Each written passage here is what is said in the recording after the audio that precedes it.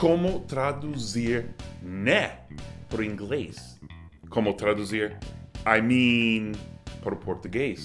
E quando atores britânicos têm papéis de americanos nos filmes e séries, a gente consegue distinguir que são britânicos ou os sotaques são perfeitos mesmo. Hoje no Amigo Gringo Responde, na sexta-feira, apresentado pelo Cambly. Cambly oferece aulas particulares de inglês para adultos e para crianças a partir de 3 anos. Isso acontece no seu computador ou no seu celular. Os professores são todos falantes nativos e tem professores disponíveis 24 horas por dia. Você pode entrar e simplesmente conectar com um professor de inglês ou marcar uma aula com um professor específico. E como sempre no Amigo Gringo você tem um desconto, oportunidade de ter uma aula grátis com Cambly. É só usar o link na descrição ou entrar no Cambly e usar o código AMIGONovembro. AMIGONovembro.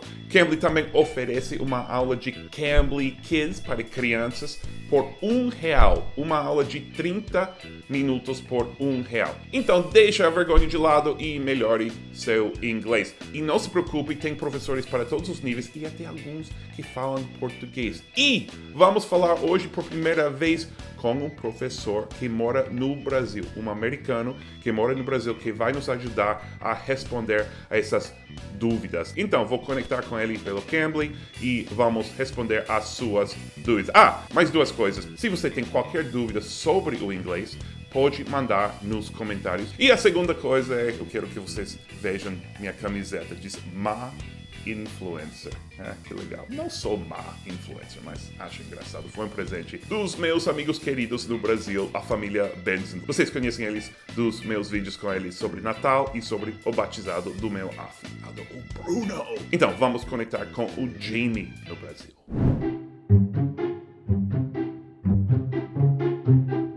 Hey Seth, how's it going? Hey Jamie, how's it going over there? Welcome to the Amigo Gringo channel.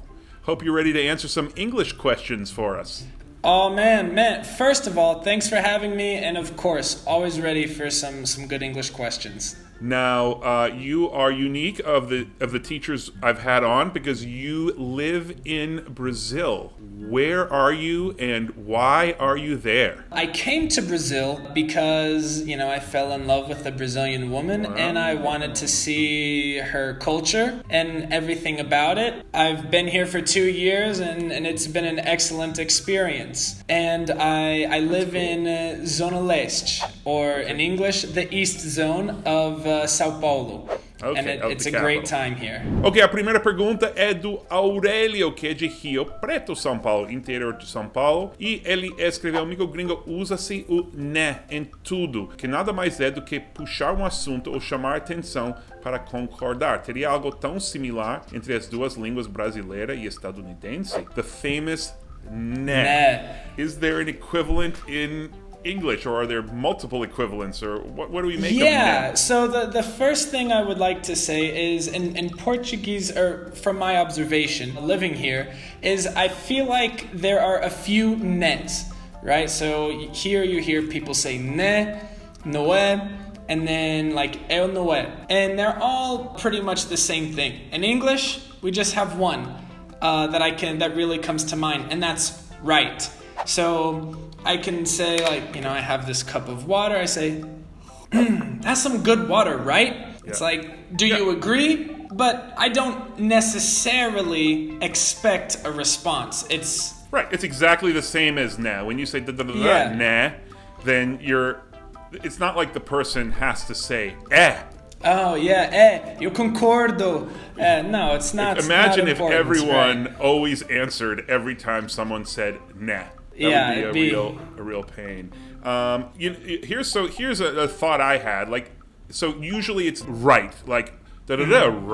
But sometimes it's even, you could even almost translate it as because it's you're not even really asking them to agree. You're just kind of tossing that word onto the end of a sentence. So right. I don't know if that's correct, but that's just a thought I had. So then you mentioned eu não é. I love to say the phrase né? Which I don't know if people say it that much, but I learned it when I first learned Portuguese. And it's funny to translate because literally it means isn't. Right, which is so ridiculous. Oh man, I just used it, right? Yeah. As nah. a affirmation. It's just sort of like nah. Like sometimes you say that when I don't know, like oh, that's just the way things are, nah. Right. Like yeah, right. Exactly. You know, that's the way things very go. Next question é Andrei Índio do Brasil e ele escreveu: uma dúvida que sempre tive é se americanos percebem sotaque britânico quando atores britânicos fazem filmes de Hollywood como personagens americanos. Great question. And it's not just the British, right? New Zealand, Australia, any other place that speaks English has these actors who have to play Americans. Oh, man, that's a really, really good question.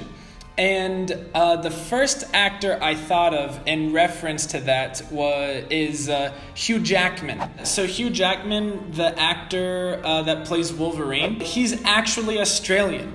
And many Americans, I assume, if not all Americans, don't really realize he's Australian for a few reasons. Because the writers of the script are American. So the language choice that they use are all going to be American phrases.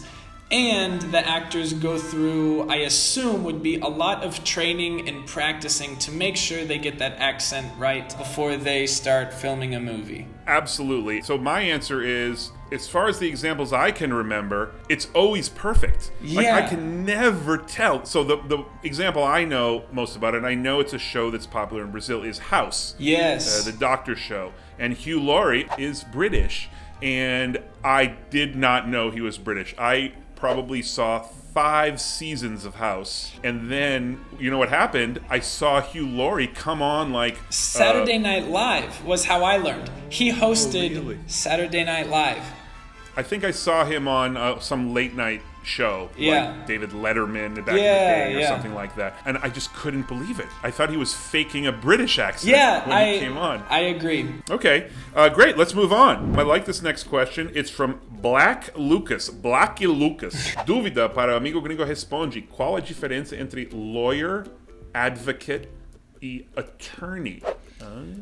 Man. Advogado. All ways of saying advogado. So, what's your answer? That's a really, really, really good question. I can be an advocate for peace or an advocate for some kind of group, but in terms of defending a client, we never use advocate. Okay, and so what about lawyer versus attorney? So lawyer versus attorney, I guess that goes to show that in American English, they're used synonymously. You know, they basically mean the same thing. One, when I looked up the difference between the two, I think an attorney has a little more power to speak for a client than a lawyer does. But again, that difference is so small or so minuscule that I had to look it up to be able to give you an answer. So for me, one sort of main difference is anyone who went to law school can say, I'm a lawyer, even if they don't work as a lawyer. So whereas if you're an attorney, I did not know that. If you're an attorney, that means you're a working attorney. So you have to be practicing law at that moment or representing the law at that moment. And this guy is great who asked this question. Lúcio Salles, que escreveu: Amigo gringo, tô tentando aprender inglês sozinho e olha, não é nada fácil. Até agora sinto que progredi muito pouco. Aliás, alguém que domina o idioma pode dizer os significados da expressão I mean. So he's studying English on his own, which is very valiant. Of course, he could just, there's English teachers available out there. This guy right here, talk to me on Cambly, But it's a great question. First of all, I do want to just encourage him. It's great that he's learning English on his own, and it's great that he's coming to us for questions. And that's a really interesting question. What does I mean? For me, I guess I mean can be so many phrases. If you want to make yourself more clear, you can say I mean, like as in I want to say. If my wife says to me, oh, does this dress make me look fat? I can say, yes. Oh, I mean, you still look beautiful. I love you, but the other dress is better. So I want to correct myself. Right. So it's like, it means like what I intended to say was different from what I said. Or I'm explaining exactly. it. Or my intentions were different than my words. Perfect. My intentions were different from my words. But what about the use of it when you're kind of like, it's like a throwaway. It's like, I mean, what are you talking about? So the way I like to use it, and I don't know, again, if this is a regional thing, but for me, my favorite way to use the expression, I mean, as a way to politely disagree with someone. So if you say peanut butter and jelly sandwiches are better than tacos, I can go, I mean, okay, whatever. Which is like, you're wrong, but I don't want to argue with you because you're a nice guy. That's great. But I think that the basic translation of I mean is quero dizer. Yeah, quero right? dizer, exactly. So anytime you want to use the expression, so quero dizer in a Portuguese phrase, translate that to English. Quero dizer is the same as I mean. Quer dizer. And that actually, I mean is actually just a shortened way of saying I mean to say. Exactly, Ou seja, quero dizer. Yeah. It's almost a literal translation. All right. Well, this has been awesome, Jamie. So people can find you on Cambly. Yeah. Jamie Martin, right? That's what they would search Jamie for. Martin. We'll put that on the screen right now. Thanks for being with us. This worked really well. Thank you for calling me. It's been a really fantastic time. All right. See you later. All right. Bye. Gostei do Jamie. Vocês gostaram dele? Deixe um comentário e, se quiser, obviamente, use o código ou entra no Cambly e marque sua aula grátis com ele. Até a próxima!